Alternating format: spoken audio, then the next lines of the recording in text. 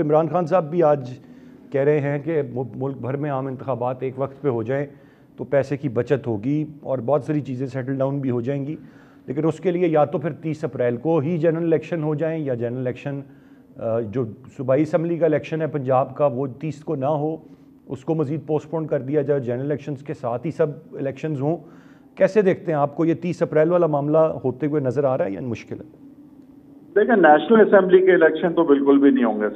یہ 30 اپریل کو۔ جہاں تک صوبائی اسمبلیز کے الیکشنز کی بات ہے، اگر یہ ای سی پی نے خود تجویز نہ کیا ہوتا تو مجھے بھی کافی ڈاؤٹ تھا، لیکن اب ای سی پی نے خود ہی تجویز جب کر دی ہے اور سپریم کورٹ کا فیصلہ بھی ہے، تو اگر کہیں سے